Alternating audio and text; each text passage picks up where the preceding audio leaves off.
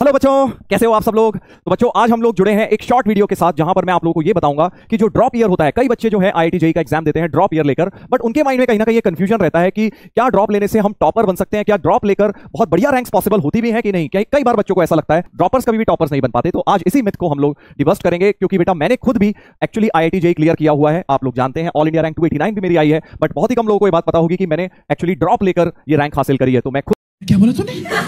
एक एग्जांपल हूं जिसने एक टॉप रैंक हासिल करी है आईआईटी जेईई में, वो भी ड्रॉप ईयर में। तो मैं आपको वो सारी चीजें आज के वीडियो में बताने वाला हूं, जो स्ट्रैटेजीज मैंने यूज करी, किस तरह से मैंने जो गलतियां 12th तक करी थी वो अवॉइड करते हुए किस तरह से मैं टॉप रैंकर बना आईआईटी जेईई के अंदर। चलिए तो स्टार्ट करेंगे, और उम्मीद है इस वीडियो से आप भी कुछ सीखेंगे। तो सबसे पहले तो कॉमन मिथ्स क्या है पहले ये समझ लेते हैं। ड्रॉप ईयर को लेके बहुत सारे बच्चों के माइंड में एक मिथ होते हैं। कुछ लोग ड्रॉप लेते हैं, उसके बाद उनके क्वेश्चन रह जाते हैं, और कुछ लोग ड्रॉप ही नहीं लेते ये सोच के कि यार शायद मैं इन सब चीजों में फंस जाऊंगा, इसलिए बेटर है एक सेफर रास्ता ले लो कि भाई ड्रॉप लिए बिना जो भी कॉलेज मिल रहा है वो ले लेते हैं। तो कौन सी स्ट्रैटेजी सही रहेगी, पहले कुछ कॉमन मिथ्स से समझते हैं। सबसे पहले, जैसा कि मैंने बोला कि ड्रॉप ईयर में ऐसा लगता है कि टॉप रैंक नहीं आती, ऐसा हमें कई बार सुनने को मिलता है। पुराने अपने सीनियर्स से हम लोग सुनते हैं तो हमें ऐसा लगता है, हमने एग्जांपल्स देखे होते हैं अपने सीनियर्स को जिन्होंने ड्रॉप लिया, तो वो कुछ गलतियां करते हैं बेटा, इसलिए उनका रैंक नहीं आती। बट एक्चुअली ये रैंक लाना बिल्कुल पॉसिबल होता है। मैं आपके सामने एक बहुत बड़ा एग्जाम्पल खड़ा हूं। ऐसे बहुत हजारों बच्चे हैं जो कि आपको सक्सेसफुल मिलेंगे ड्रॉप ईयर में भी। तो वो सारी बातें करेंगे, पहले मिथ समझ लेते हैं। उसके बाद ड्रॉप ईयर से सिलेक्शन कम होते हैं। बहुत सारे बच्चों को ऐसा लगता है कि ड्रॉप ईयर से तो सिलेक्शन भी कम होते होंगे,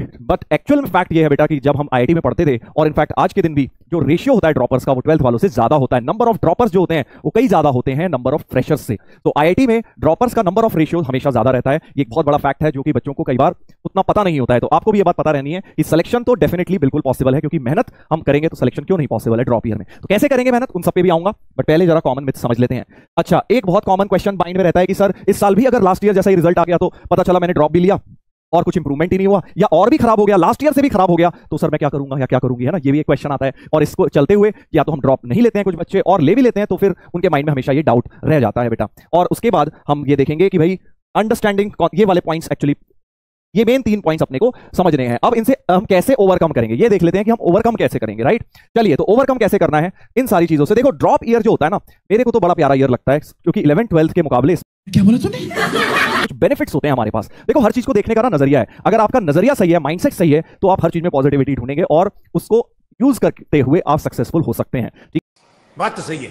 ठीक है। तो पहली चीज क्या है, एम्पल टाइम होता है प्रैक्टिस करने के लिए। देखो, जो भी बच्चों ने 11th 12th में कोचिंग करी, कहीं ना कहीं से तैयारी करी, और उनका सिलेक्शन नहीं हुआ, उनका सिलेक्शन 2 कारणों से नहीं हुआ होगा। देखो, मेजरली ऑब्वियसली एक तो ये कारण हो सकता है कि अच्छी तरह पढ़ाई नहीं करी, सर हमने बैकलॉग था, वो बात नहीं कह रहा, बट पढ़ाई करने के बावजूद भी सिलेक्शन अगर नहीं हुआ तो 2 ही कारण हो सकते हैं बेटा। एक तो आपने या तो सेल्फ स्टडी कम करी होगी, खूब सारे क्वेश्चंस प्रैक्टिस नहीं कर पाए, सर जितनी प्रैक्टिस की रिक्वायरमेंट थी उतनी नहीं कर पाए, किसी तरह बस थ्योरी कर पाए, वन शॉट से या रेगुलर क्लासेस से सिर्फ थ्योरी पढ़ पाए सर, बट क्वेश्चंस नहीं करे। तो ड्रॉप ईयर में क्या होता है, ये वाली प्रॉब्लम सॉल्व हो जाती है, क्योंकि हमारे पास खूब टाइम है, खूब टाइम ही टाइम है, ना हमें स्कूल की टेंशन है, ना हमें बोर्ड्स की टेंशन, ना प्रैक्टिकल्स की टेंशन। तो 1 पॉइंट एजेंडा होता है। मैंने तो यही किया था यार, क्योंकि 12th में के तक तो आपको स्कूल एग्जाम, प्रैक्टिकल आ रहे हैं, बोर्ड्स करना है, प्री बोर्ड्स हैं, बहुत चीजों की टेंशन होती है। बट ड्रॉप ईयर में कुछ नहीं करना, बस आपको बैठ के क्वेश्चन ही क्वेश्चन लगाने हैं, पीसीएम आईटी लेवल की मैथ्स करनी है, ऑब्जेक्टिव क्वेश्चन लगाने हैं। कोई ये टेंशन नहीं है कि यार इस क्वेश्चन को सब्जेक्टिव में कैसे लिखेंगे और ऑब्जेक्टिव ट्रिक क्या है। सिर्फ ऑब्जेक्टिव ट्रिक्स पढ़नी है, समझनी है, और उन्हें बार बार अप्लाई करते जाना है। जितने ज्यादा क्वेश्चंस करोगे आपका उतना ज्यादा सक्सेसफुल होने का चांस बन जाएगा। तो फर्स्ट रीजन जो 12th तक तैयारी करने के बाद भी सिलेक्ट नहीं होते हैं इज कि भाई उन्होंने नंबर ऑफ क्वेश्चन कम करे।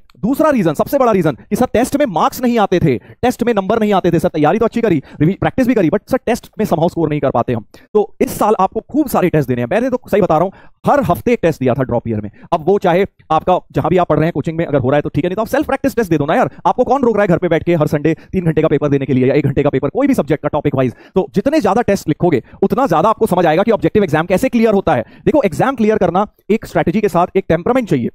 पढ़ाई तो सब कर लेंगे, बट अल्टीमेटली जो रिजल्ट आना है, अब वो उस अच्छी बात कह लो या बुरी बात कह लो, वो रिजल्ट एक एग्जाम क्लियर करके ही आना है। तो उस एग्जामिनेशन को बेटा आपको अटेम्प्ट करना आना चाहिए, और वो आप तभी सीखेंगे जब खूब सारे प्रैक्टिस टेस्ट देंगे, उनमें खूब गलतियां करेंगे, समझेंगे कि कैसे कौन सी स्ट्रैटेजी मेरे लिए बेस्ट वर्क कर रही है, कौन सा सब्जेक्ट पहले करूं, कैसे टाइम मैनेजमेंट करूं, कैसे नेगेटिव मार्किंग रिड्यूस करूं। तो ये सारी बातें टेस्ट वाली स्ट्रैटेजी, इस पर हालांकि एक अलग ही वीडियो पूरा बन सकता है, बट आपको अभी बस इतना समझना है कि खूब सारे टेस्ट देने, जितने तुम टेस्ट दोगे उतना ही आप निखर कर आएंगे। आपकी जो तैयारी आपने करी आपको समझ आएगा टाइम के अंदर क्या आप वो क्वेश्चंस कर पा रहे हैं, सिली मिस्टेक्स तो नहीं कर रहे, और साथ साथ आपका इन टेस्ट देने से रिवीजन भी होता जाएगा बेटा। पुराना जब टेस्ट लिखोगे तो रिवीजन तो करोगे ऑटोमेटिकली, है ना। तो रिवीजन भी साथ साथ तुम्हारा होता जाएगा। मैंने तो यार यही किया था, क्योंकि खूब सारे टेस्ट दिए, खूब सारे क्वेश्चन लगाए, और बिल्कुल एंजॉय करके पढ़ाई करी, बिल्कुल स्ट्रेस नहीं लिया कि अरे नहीं होगा, तो नेगेटिव थॉट्स को नहीं आने दिया। देखो, यही लास्ट पॉइंट लिखा है, 4th पॉइंट पे आएंगे अभी, बट 5th पॉइंट जो लिखा है, avoid over thinking and negative thoughts. देखो, ड्रॉप ईयर में क्या होता है ना, सच बताऊं, अगर एक पॉइंट आप मुझसे बोलेंगे कि सर आप ऐसी रैंक कैसे लेकर आए ड्रॉप ईयर में, तो मैंने अपने आप को इस चीज से दूर रखा। देखो ये सारी चीजें तो करनी है, तुम्हें भी पता है कि भाई हमें खूब सारे क्वेश्चन करने हैं, खूब सारे टेस्ट लगाने हैं, खूब रिवीजन करना है,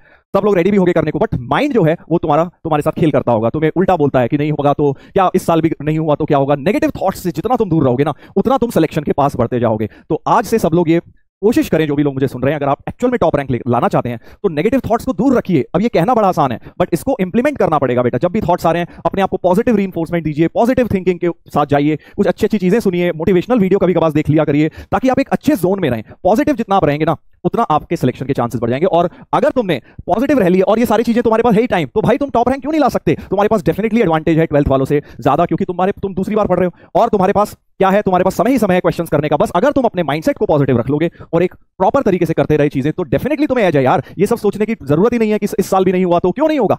अगर तुम्हारे माइंड में ये आता है इस साल पिछले साल से भी खराब रिजल्ट आ गया, तो कहीं ना कहीं बेटा एफर्ट में कमी है, क्योंकि अगर एफर्ट तुम 100% दे रहे होगे तो क्यों नहीं होगा। एक बात बताओ, अगर मैं आज इस लेवल पर था 12th तक और मैंने इतनी सारी मेहनत कर लिया, और तो इससे तो ऊपर ही आऊंगा ना यार। ये तो मैं तब था जब मैं कुछ भी नहीं करता था, जब बहुत ही कम लेवल पर था। अगर मैंने इतनी एफर्ट कर ली, दिन में 12-12 घंटे पढ़ाई कर ली, तो क्या मेरा इंप्रूवमेंट नहीं होगा? होगा ना। तो ऐसे अपने आप को पॉजिटिव रीइंफोर्समेंट देना है, बात तो सही है, जब भी नेगेटिव थॉट्स हमारे माइंड में आ रहे हैं। ठीक है, और अब आ जाते हैं इसके बारे में बात कर लेते हैं। ये बात मैंने प्रयास बैच के अंदर भी बताई थी, प्रयास 2.0 बैच में, कि भाई आपको ये x + y = 12, 13, 14 की स्ट्रेटजी अपनानी है। सर अब ये क्या है?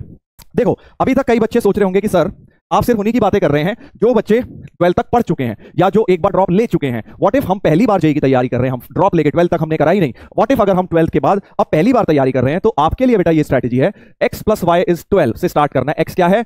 Number of hours to watch lecture, कि एक दिन में आपको क्लास लगाने के लिए कितने घंटे चाहिए होते हैं। मान लीजिए 2 घंटे की 3 क्लासेस आप एक दिन में करते हैं, तो 6 घंटे इसमें आपके चले गए। ठीक है, और फिर बचे y होंगे आपके सेल्फ स्टडी आवर्स। तो अगर आपने मान लीजिए यहां 6 घंटे लगाए, तो कम से कम 6 घंटे डेली सेल्फ स्टडी करनी है। यहां पर लोग मात खा जाते हैं, जो कि पहली बार तैयारी कर रहे होते हैं, वो सिर्फ इतना पढ़ लेते हैं। उन्हें लगता है क्लास कर ली, 6 घंटा बहुत हो गया, बहुत पढ़ाई कर ली, बट बेटा उससे रैंक नहीं आएगी आपकी। टॉपर अगर बनना है तो ये y की वैल्यू बढ़ाइए। अब हो सकता है कि आप पहली बार पढ़ रहे हैं तो x आपका 6 आवर्स हो रहा है, 7 आवर हो रहा है, तो ये वाला आपका 5 ही घंटे हो पा रहा है। ठीक है, बट हो सकता है आप दोबारा सेकंड ड्रॉप ले रहे हैं या पहले तैयारी कर चुके हैं, हो सकता है आपका 4 हो, 4 घंटे में आप सारे लेक्चर देख पा रहे हो, और आपको फिर यहां पे 8 करना पड़ेगा। यहां पे अब गलती हो जाती है कि हमें लगता है हमें तो पहले से आता है, अरे हम काय को पढ़ेंगे, चलो 4 घंटे लेक्चर देख लिए, बहुत पढ़ाई हो गई, 4 घंटे और पढ़ लिया, हो गया। नहीं, तुम्हें टोटल सम अपना 12 रखना है। अगर तुम लेक्चर में कम अपना टाइम बचा पा रहे हो, तो यानी तुम्हें सेल्फ स्टडी का टाइम बड़ा नहीं है। तो x + y = 12 तो हर ड्रॉपर को रखना है यार, हर ड्रॉपर को x + y की वैल्यू मिनिमम 12 तो रखनी है मैथ्स की लैंग्वेज में। और अगर आप 13 या 14 रख लेते हैं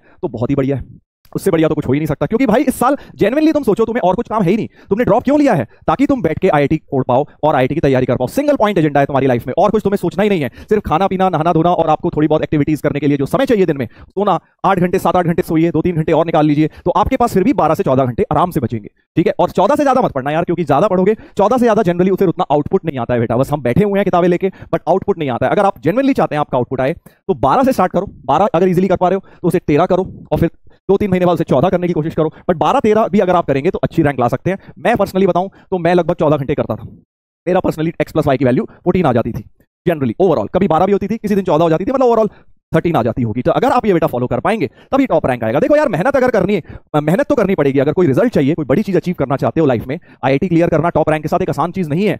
अगर आप वो चाहते हैं तो भाई इस एक साल अपनी 100% एफर्ट देना ही पड़ेगा, और अगर तुम वो दे दोगे तो दुनिया की कोई ताकत नहीं है जो बेटा तुम्हें रोक पाए एक अच्छी रैंक लाने से। ठीक है, चलिए, तो ये छोटी सी स्ट्रैटेजी मैंने आपको बता दी है, किस तरह से आप प्लानिंग करेंगे तो आपका टॉप रैंक्स पॉसिबल है इवन ड्रॉप ईयर में। ठीक है, तो ऑल इन ऑल अगर कंक्लूजन करूं तो सिंपल सी बात है, अपने ऊपर विश्वास रखिए, believe in yourself, that is the conclusion. और नेगेटिविटी से दूर रहिए।